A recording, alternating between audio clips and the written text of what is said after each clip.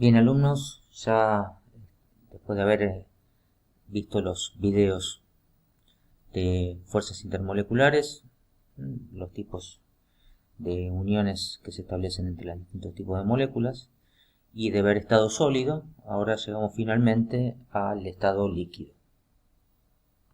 El estado líquido es un estado intermedio entre el estado sólido y el gaseoso. En el estado sólido, que fue el último que analizamos en el video, eh, la energía de unión supera a la energía cinética de las partículas. Por lo tanto, las partículas se encuentran muy juntas y muchas veces, o la gran mayoría de las veces, en una configuración ordenada, una configuración cristalina. Por otro lado, en el estado gaseoso pasa exactamente lo opuesto. Las moléculas están completamente dispersas y donde claramente la energía cinética de las partículas vence a la energía de unión y por eso esas partículas las tenemos totalmente en movimiento. Finalmente, en el estado líquido tenemos una situación donde la energía de unión es similar a la energía cinética de las partículas y por lo tanto tenemos partículas que están juntas pero donde unas pueden deslizar frente a las otras. De forma tal que un líquido por aumento del calor, ¿no? Entregándole calor, o sea, aumentando la energía cinética o disminuyendo la presión entre las partículas, logramos que esas partículas se dispersen y de forma inversa, enfriando o aumentando la presión, logramos que un gas se comprima hasta llegar al estado líquido. De la misma manera, si seguimos disminuyendo la temperatura, o sea, extraemos calor del sistema, entonces disminuye la energía cinética hasta que la energía de unión vence a la energía cinética y llegamos al estado sólido, que por efecto opuesto, o sea, por la entrega de calor, vuelve al estado líquido, aumentando de esa manera la energía cinética de las partículas. Como ya habíamos mencionado, los líquidos no tienen forma propia, pero sí tienen volumen propio. O sea, yo puedo tener un litro de agua en un balde o un litro de agua desparramada en el piso. Esto es, poseen volumen propio, pero no poseen forma propia, sino que adoptan la forma del recipiente que lo contiene. Tiene una densidad elevada, o sea, una densidad mayor que la de los gases, pero menor que la de los sólidos en general. Son fluidos, o sea, pueden deslizarse sus partículas entre sí, difunden a través de otros líquidos. Las partículas están muy cercanas, pero pueden, como habíamos mencionado, deslizarse y esas partículas se pueden mover en todas direcciones. El hecho de que las partículas de los líquidos tengan fuerzas de unión o interacciones bastante elevadas hace que las partículas, las moléculas se encuentren muy juntas y que prácticamente no haya espacios libres entre ellas. Pero poseen la energía cinética suficiente para que vencer parcialmente estas fuerzas y entonces las moléculas deslicen unas contra otras, como habíamos dicho.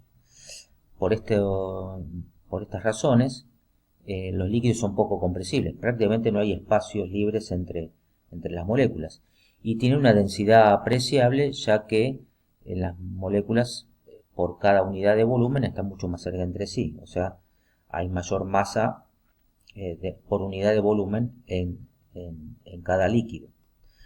Por otro lado, los líquidos miscibles, o sea, aquellos que forman soluciones mezclados en cualquier proporción, poseen una difusión lenta, o sea, las partículas se mueven y se homogeneizan lentamente para formar esta solución. Y la posibilidad de que las moléculas de líquidos se puedan deslizar de una frente a otras hacen que los líquidos fácilmente adopten la forma del recipiente que los contiene. ¿Qué propiedades poseen los líquidos? Bueno, entre otras vamos a ver la viscosidad, la tensión superficial, la acción capilar, la presión de vapor, el punto de ebullición y el calor molar de vaporización. ¿De qué dependen estas propiedades? Como vamos a analizar en cada caso, bueno, de la naturaleza de las partículas, que en la gran mayoría de los líquidos se trata de moléculas, de las fuerzas que se encuentran entre cada una de esas moléculas y finalmente de la temperatura. La viscosidad es una propiedad de los fluidos, o sea, de los líquidos y los gases, que está definida por la resistencia que ofrece un fluido a fluir. Esta propiedad depende fundamentalmente de dos factores, ¿no? De las fuerzas intermoleculares existentes y de la temperatura. Cuanto mayores son las fuerzas intermoleculares, entonces más atracción va a haber entre las partículas y más dificultad van a tener de que puedan fluir libremente, o sea, mayor va a ser la viscosidad. Esta viscosidad tiende a disminuir al aumentar la temperatura, ya que al aumentar la temperatura aumenta la energía cinética promedio de las partículas y esto hace que se rompan algunos enlaces, algunas interacciones entre moléculas, con lo cual las moléculas van a estar más liberadas para poder fluir más libremente. De todas maneras, es importante no confundir viscosidad con densidad.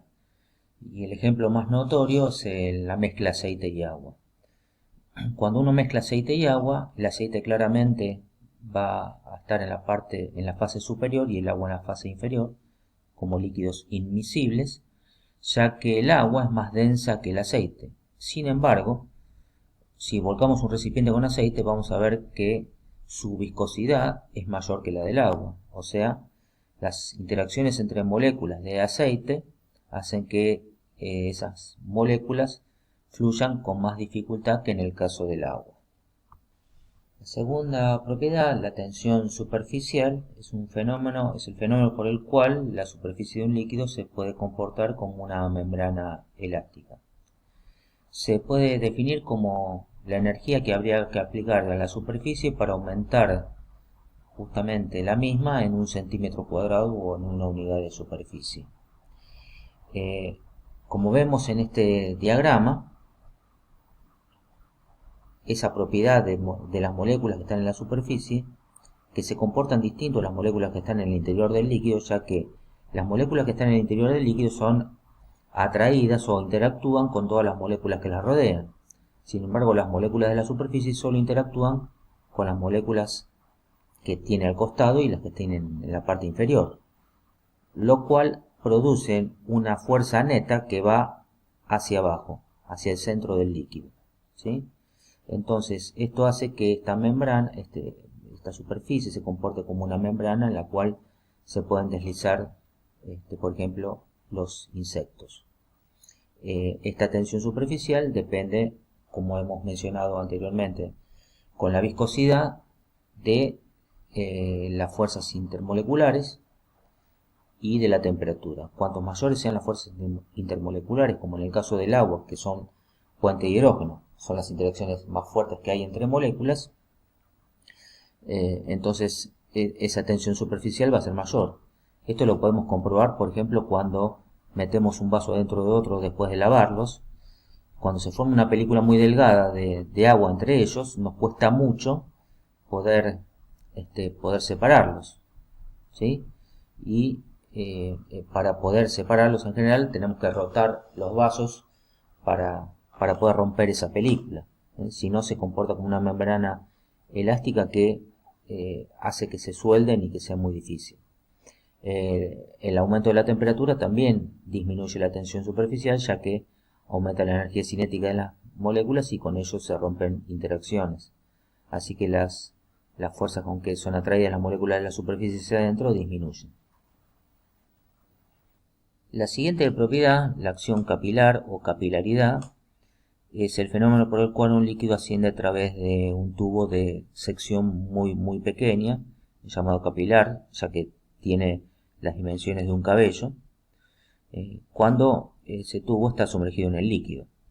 ¿A qué se debe la capilaridad? A la acción de dos fuerzas. Las fuerzas cohesivas, que son las fuerzas que se producen entre moléculas del mismo tipo, por ejemplo, las interacciones puente de hidrógeno en las moléculas de agua, y a fuerzas adhesivas, que son las interacciones entre moléculas distintas, por ejemplo, moléculas de agua y las partículas que forman parte del capilar.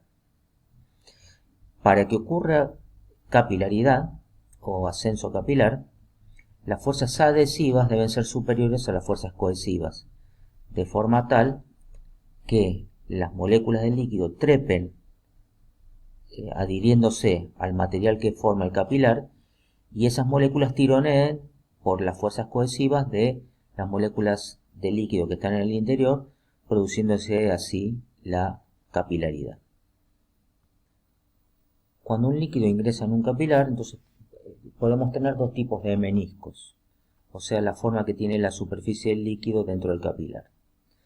Esos meniscos puede ser menisco cóncavo, o sea, cuando las fuerzas adhesivas superan a las fuerzas cohesivas, y lo que produce que en definitiva el líquido pueda trepar por el capilar, y ahí se manifiesta la acción capilar, o un menisco convexo, donde las fuerzas cohesivas superan a las fuerzas adhesivas, y por lo tanto ahí no se produce capilaridad, cosa que ocurre en el mercurio, que por otro lado es lo que nosotros pretendemos y por lo cual armamos los termómetros de mercurio para medir la temperatura, ya que no puede ascender por un capilar, sino que el mercurio es capaz de ascender a través de un tubo de dimensiones pequeñas por acción de la dilatación térmica.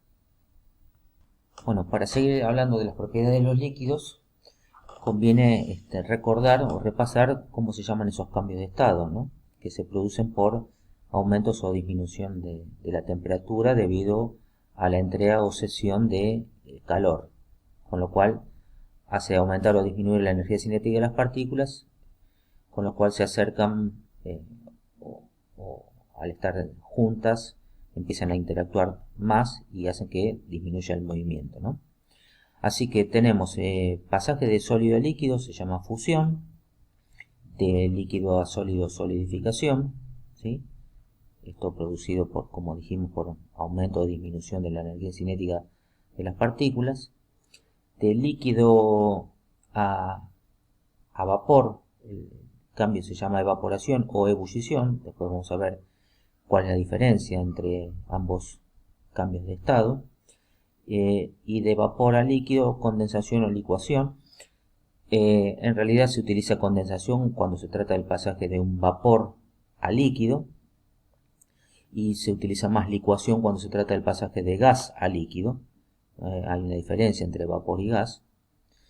Y finalmente el pasaje de sólido a gas, que se llama, sublimación progresiva o volatilización, y la sublimación regresiva, o propiamente la sublimación, el pasaje de gas a sólido. ¿Cuál es la diferencia entre evaporación y ebullición? Si uno dibujara un vaso con agua evaporando, uno notaría o dibujaría que el vapor sale desde la superficie del líquido, mientras que si uno dibuja un vaso con agua a ebullición, mostraría que hay una alteración, un movimiento muy irregular de todas las moléculas del líquido. Esa idea intuitiva que nosotros tenemos es bastante correcta, porque en definitiva la diferencia se origina en las moléculas que están pasando del líquido al vapor. Mientras que en la evaporación solo las moléculas que están en la superficie pasan al estado vapor, en la ebullición toda la masa del líquido es capaz de pasar al estado vapor, ¿sí? Con lo cual la evaporación solo en la superficie, ¿sí?, ocurre a menor temperatura que la ebullición. ¿Eso por qué es? Las moléculas que están en la superficie, que solamente están atraídas por las moléculas que las rodean y las que están debajo, tienen más energía cinética que el resto de las moléculas del líquido, ¿sí? Por eso tienen más tendencia o rompen más fácilmente las interacciones entre moléculas y pueden pasar con más facilidad al vapor, ¿sí? Con lo cual las moléculas que quedan en el líquido van a tener menor energía cinética y por lo tanto menor temperatura. Por eso cuando hay evaporación, el líquido queda con menor temperatura.